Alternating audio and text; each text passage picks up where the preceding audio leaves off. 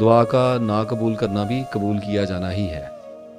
बहुत सी दुआएं ऐसी होती हैं जो कबूल कर ली जाएं तो उल्टा एक मुसीबत है।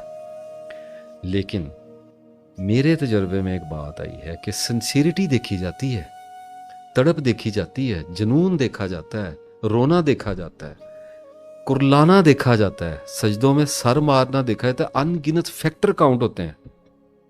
फिर देखा जाता है कितनी सीरियस लेनी है। या अल्लाह मुझे गाड़ी दे दे, मुझे गाड़ी दे दे, मुझे गाड़ी। अल्लाह को पता है इसने मर जाना एक्सीडेंट में, वो नहीं देगा, नहीं देगा, आपको ऐसे जीने देगा। आपने अल्लाह से मांगा, औलाद मांगी, अल्लाह नहीं दे रहा, तो आप डॉक्टरों को भी चेक करा रहे हैं, दुआ भी मांगी है, निशानियां भी देख रहे हैं।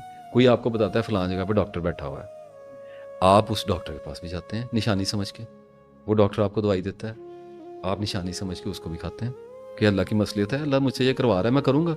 लेकिन अल्लाह देता नहीं है आपको औलाद, वो ना दे, करवा दे स्ट्रगल, खाली स्ट्रगल करवा दे। अब फिर क्या अल्लाह से नाराज़ हो जाएंगे, मायूस हो जाएंगे, भाग जाएंगे? पैसा मांगा नहीं देता ना दे, मार दे पैसे के बगैर। उसकी रजा में राजी होना ये है। सुभान अल्लाह। दे दे दे दे दे दे, ना दे दे ना दे दे, मांग लिया, अब क्या पूछना? बिल्कुल। वापस जा जाके क्या पूछना है? मांगी जाए, रोज मांगे, लेकिन जो आगे से आ रहा है उस पर परेशान ना हो। हाँ, अल्लाह से बात करी जाए कि या अल्लाह ये हो गया, वो हो गया, मैंने तुझसे दोस्ती मांगी, मेरा काम बंद हो गया, कोई बात नहीं। डिप्रेशन नहीं लेना, इधर नहीं घाव लगने देना। शैतान आ के बताएगा, वो नहीं सुन रहा, ये सब एवं ही है। आपने देखा नहीं है, लड़के वाले लोग होते हैं, उनकी कोई गर्लफ्रेंड ब्रेकअप हो जाए, रो रो के मरे होते हैं, जैसे पता नहीं जनाजा निकल गया है। 2 महीने बाद उसी चीज़ पे हंस रहे होते हैं, और 6 साल बाद, 10 साल, 15 साल बाद पता चलता है शुक्र है इससे शादी नहीं हुई, मर जाते, जलील हो गई। तो ये प्रोसेस होता है। तो जिसने दुआ मांगी है, जितनी भी लंबी मुद्दत की मांगी है, जितनी भी बड़ी मांगी है, फिर उतना ज़्यादा क्यूरोसिटी को, अपनी नज़र को फिर उतना तेज़ करके रखे।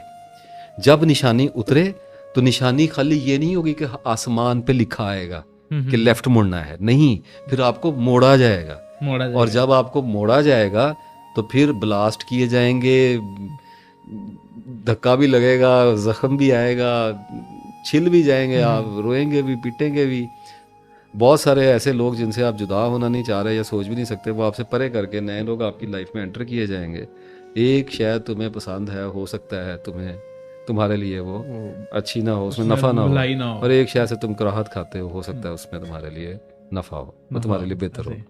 तो जब ये प्रोसेस होना शुरू होता है तो फिर तवक्कल आपके काम आता है। ये तकवा, तवक्कल, सब्र, ये सब वो व्हीकल्स हैं कि जिन पे जब आप अल्लाह के रास्ते पे या अपनी किसी भी दुआ की कबूलियत के रास्ते पे चलते हैं, इंसान का सारा रास्ता कबूलियत दुआ का रास्ता ही है। ऐसे ही है कि हर वक्त वो किसी ना किसी दुआ की कबूलियत के ही प्रोसेस में है। तो जब उस पर आप चलना शुरू करते हैं तो तब फिर आपको तवक्कल करना चाहिए, आपको ट्रस्ट करना चाहिए, पेशेंस रखनी चाहिए कि मेरा अल्लाह मुझे काफ़ी है और वो मेरे लिए बेहतर ही करने वाला है। वो उसने मुझे, जब मैंने उसको कह जो दिया है, तो वो इसी आज जो शर मुझे नज़र आ रहा है, इसी में से मुझे खैर भी निकाल के देगा और वो मुझे वहाँ तक पहुँचाएगा। आपके प्रोजेक्ट को सक्सेसफुल बनाना अल्लाह ताला के लिए ये कोई मुश्किल या इतना ये थकाने वाला काम नहीं है।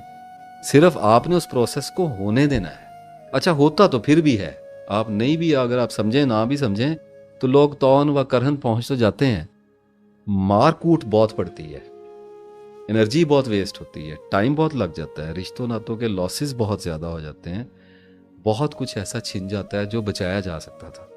हमारी तकदीर में लिखा है हम सब्र करते हैं, लेकिन अक्ल भी किसी दिन के लिए दी थी, सब्र भी किसी दिन के लिए दिया था, तवक्कल भी किसी काम के लिए था।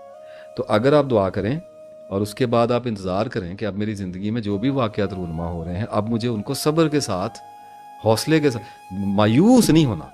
देखें, जन्नतियों का जो सेरेमनी है, जब जन्नत के गेट खोले जाएंगे और जब वहाँ पर मैग्निफिसेंट सेलिब्रेशन शुरू होगी, मेरी अल्लाह ताला से दुआ है कि उस अजीम बासादत मौके पे आप, मैं, हम सब देखने वाले, हमारे अहलो याल, हमारे शऊर में जितने भी मुसलमानों को हम जानते हैं, जो हमसे गुजर गए और जिन्होंने हमारे बाद आना है, वो सब वहाँ पे खैरियत आफियत से मौजूद हों। आमीन जी, आमीन। और जब तालियां बजेंगी और जब ओपनिंग सेरेमनी शुरू होगी, तो उस वक्त जन्नती वहाँ पर गीत गाएंगे कि शुक्र उस रब का जिसने हमें आज यहाँ तक पहुँचाया, और हम अपनी कोशिश से यहाँ तक हरगिज़ पहुँचने वाले ना थे।